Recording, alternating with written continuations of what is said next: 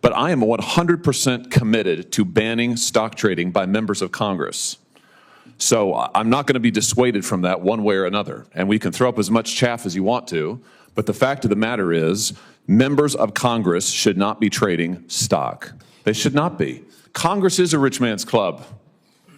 That's the problem. That's what we're trying to fix. I would suspect that I probably have the fewest assets of anybody sitting on this dais. I am not a rich man, unlike those to my left. So, I mean, listen, the American people look at people like the former Speaker of the House, who makes better returns than anybody in America. They look at senators who were investigated during the COVID pandemic for their miraculous stock trades, and they say, how is this possible? To think that this might become a problem in the future is frankly fanciful. It's a problem now. It is, and it's not just in perception, it is reality. Members of Congress are trading daily based on information that the public doesn't have. And now I'd like to recognize Senator Hawley for his comments. Thank you very much, Mr. Chairman, and thank you for working so diligently on this and accommodating my many suggestions and concerns over a period of months to make this the strongest possible bill. I think it's a terrific bill. Senator Scott threatened me a moment ago that if I made a lengthy statement, we might lose his vote. So I will be extremely brief. I just want to point out that the historic nature of this finally getting to a vote. There's been a lot of talk about banning stock trading by members of Congress. Never have we been able to get a vote. We're going to get that vote today. And I just think that this is such a simple proposition. The American people, when I go home and I say to folks, they ask me about stock trading, here's the thing that absolutely stuns them. They can't believe that it's legal already. They can't believe we can currently do it. Most members of the public think it's already banned. And when I say actually it's 100% legal, they say why? And there's no good answer to that question. We should be here to focus on the public's business, not private gain. We shouldn't be here day trading. We shouldn't be here focusing on our stock portfolios. We should be here doing what the American people sent us to do. And that's what this bill is about. With that, I yield back, Mr. Chairman. I came in here happy to vote yes on this self-flagellation. For my own part, what I did when I ran for office, I divested myself of all my marketable securities, turned them into cash. I've been sitting on cash. And you know how much I've lost in terms of opportunity cost since that point in time. So, from my standpoint, I was able to do that. I had the capability of doing that. And I thought that'd be the honorable thing to do. My wife has since purchased an ETF, which this does exempt, and I think that's a good thing. I would caution people in terms of, I'm going to vote no now. We don't want to turn Congress into a rich man's club. I think it's already suffers from that. And again, I thought also, and I would want clarifications, mainly the reason I'm asking this, is are private businesses exempt or not exempt from this? I was told, again, it's hard to interpret legislative language, but if, I had a rather large manufacturing company, which I did not divest myself immediately, I since have, but that would be grotesquely unfair. We're going to limit the number of people, by the way, qualified people. I actually want people with manufacturing experience or business experience. People who've been successful in life. I'd like to see successful people come to Congress and bring their successful skills to bear here. So, again, I agree with Senator Romney. Insider trading is already illegal. I don't know. I think there's all kinds of suspected abuse. A lot of people come into Congress and all of a sudden they're multimillionaires later. But I think we do need to exercise caution. But again, I'm primarily speaking at this point because I want clarification. Does this or does this not exempt a private company of somebody who's going to run for office or a member of Congress? I mean, all of a sudden, does that have to be divested? Because I think that'd be a travesty, quite honestly. Is there an answer to that question? The answer is that it's exempt if it's a small business as defined by the Small Business Administration. So how small is small defined by? 500 employees and under is a small business. Yeah. Definitely put me down as no. So let me ask a question. So if you have 1,000 employees and you own it and it's just your private business, you have to divest of that business? Yep. Well, that's insane. Yeah. I mean, who would want to do that? I mean, farms, family businesses have been going on for generations that they keep together, and sometimes families divide it by shares. We're going to make people divest of those privately owned businesses, and we think that's a good idea? I don't know. I mean, the thing is the popularity of voting for this to show you're against bad things is out there, but it's like, one of the senators today said that no congressperson should enrich themselves from illegally obtained information. That's not what this bill's about. This isn't about illegal information. This is about owning stock. This means you're criminalizing everybody who wants to own stock. There's potentially a 27th Amendment violation in this, too, with taking people's salary. That's being adjudicated before the courts currently.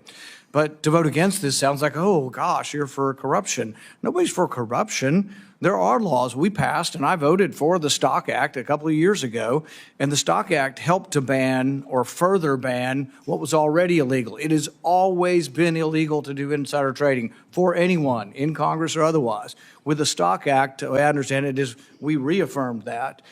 But I do fear that we're doing this, and I'm torn between the perception of how this vote will be and actually the how badly the bill is written of what it will do. And did any of the authors of the bill have a comment on whether this would require President Trump to divest? Senator Hawley, do you know what the answer to that is? Divest from what? Stocks. I don't know what the state of the president's, the former president's current portfolio is. Whoever is elected president would have multiple years to comply. But I do know there's always an excuse for why we can't do a stock trade bill. I've heard this for years. And now we're being told, oh, this was drafted hastily. That's just simply false. I mean, we've worked on this for literally years. So I would just welcome those who now suddenly have concerns. Where have you been for the last few years? And listen, I'm happy to work with you as this moves to the floor. We can always do a substitute amendment. That's fine. But I am 100% committed to banning stock trading by members of Congress. So I'm not going to be dissuaded from that one way or another. And we can throw up as much chaff as you want to. But the fact of the matter is, members of Congress should not be trading stock. They should not be. And I know that there are those on this panel who have never supported and are never going to support a stock trade ban. And that's completely fine. That's your prerogative. But let's not pretend that this is about anything other than that. That's what this is about. But what about banning of owning of your business? I got a family, I don't, but let's say I have a family business and it's got 1,000 employees and I own it. I have to divest in that. Do you think that's a good part of your bill? Is that the current, Mr. Chairman? Listen, again, I'm happy to work with anybody who has concerns on substance, who would actually like to get to a result on this and thinks that we'll improve it on the floor. I'm delighted to work with you on it. Can I make a suggestion which would solve this? Don't force divestiture. You run for office, you have a stock portfolio, that's it. Now you can't trade it. Okay, you can't buy more stocks and trade stocks, so you want to run for, you can hold on to your stocks. Okay? You can always divest. Okay? You can always buy an ETF. Don't force people to sell their business. Don't force them to sell stocks they already hold. Don't force divestiture. Once you're here, you can't be buying and selling. Again, I don't do it. I did divest. I turned it all into cash.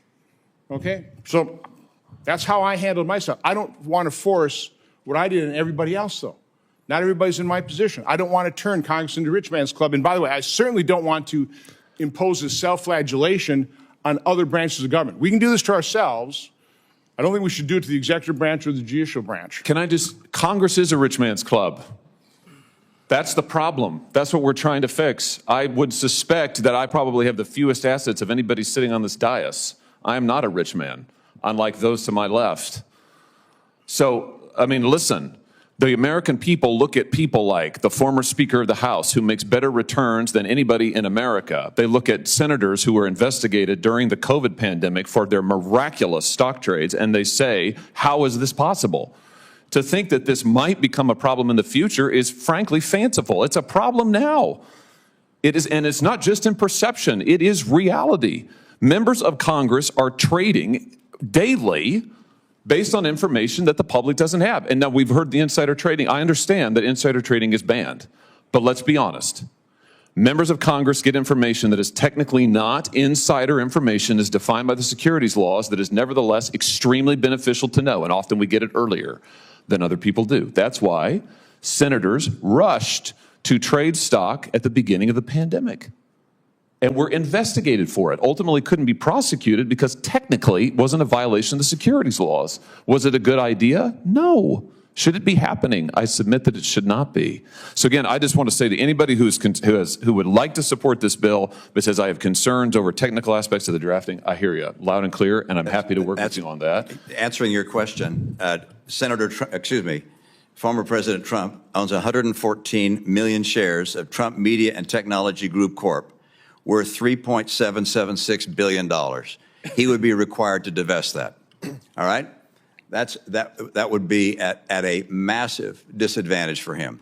Not to mention his other investments. Yeah, so you have Senator Johnson has proposed, what makes a lot of sense, which is to say, if you have investments, you don't have to sell them to run for office. You can't trade. But I didn't say this bill wasn't drafted quickly or hastily. I said it was drafted poorly. All right, there are a number of things the bill does which ought to be done, which I would support. But causing people that are running for office, including the President of the United States, to have to divest of all their public and private enterprise securities is simply something that's a mistake and would prevent people from running from office, including the person who's the Republican nominee for president. Senator Marshall, you're recognized for comments, and then Senator Langford, you're next. So thank you, Mr. Chairman. Certainly, I acknowledge the issue you all are describing, but I'm still going to support this bill. I think it's important enough that we get it to the next step, and hopefully the process can improve it. I would be impacted by the current legislation and have to divest myself of companies that we own prior to getting here. I agree with you completely, but I think this is so important. We need to move forward. My only wish is that we would have included spouses the moment it impacts us, because that's where it's being abused, is on spouses making some of these trades. When you have hundreds of thousands of people following a spouse's member of Congress through a Twitter feed, obviously there is a problem. So I'm ready to move forward with it. Appreciate everyone's efforts on this, and yes, it's got to be amended going forward. Thank you. Thank you, Senator Langford. Thank you, Mr. Chairman. As a person who's sitting to the left of Senator Hawley, we should put our bank accounts side by side and do some comparisons on it. As a former youth pastor, let me just ask a couple of questions on this. Senator Marshall, I think committee is the place to be able to hammer this out rather than between committee and the floor. Committees are designed to be able to have this kind of conversation to be able to figure it out. And my concern is this gives the perception of members of Congress are no longer trading wink, wink, nod, nod, unless it's an ETF, unless it's a mutual fund, unless it's other things. So you can't trade Apple or Microsoft stock, but you could trade QQQ, which has a huge percentage in those, and basically do the same thing.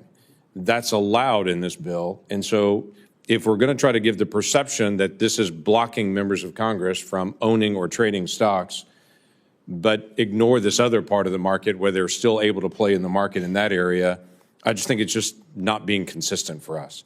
That if we're going to say we're out of the market, then we're out of the market.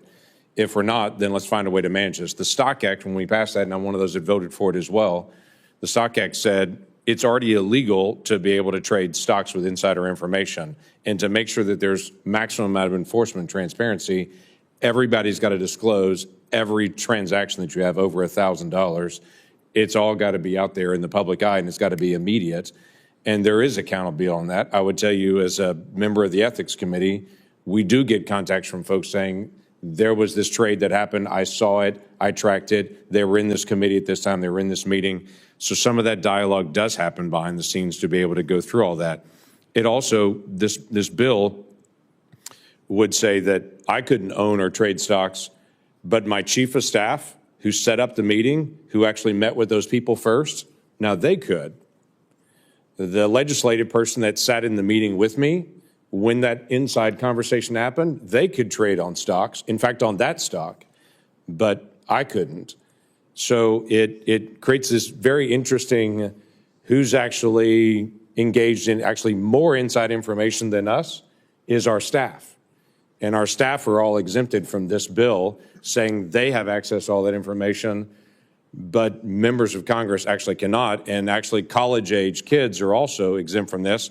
So a dependent child of a member of Congress, they can't trade on the stock. But if they're 19, they could. And the whole issue of crypto that's come up, we haven't discussed here, but my understanding is this also would preclude a member of Congress from owning cryptocurrency as well. And that's a big conversation as well on the whole digital side of things that we haven't had discussion on. My issue is not this topic. I don't want anyone to be able to trade on inside information, which is already illegal. And I don't want to even create that perception of trading on that. But again, this is not trading, this is owning. And this has a lot of exceptions that are built into it that gives the perception of saying we're not involved in the market when we really are involved in the market, just in other places in the market. And oh, by the way, our staff's still involved in all that, but we're not. It just begs some questions that I think need to be answered. And I think the right place to answer it is in committee, to be able to argue through this and to be able to figure out what's the best way to write it and do it, rather than hoping it gets better when it gets to the floor. Senator Scott. So I'm similar to Senator Johnson. I sold my operating businesses, and many of them had more than 1,000 employees before I ran for the Senate. So, but it does make sense. I don't know. We don't want people to do any insider trading, but is there ability to amend the bill now to just say that it's not going to apply to what you own when you come into the Senate or whatever job there is? Because that might alleviate a lot of the concerns.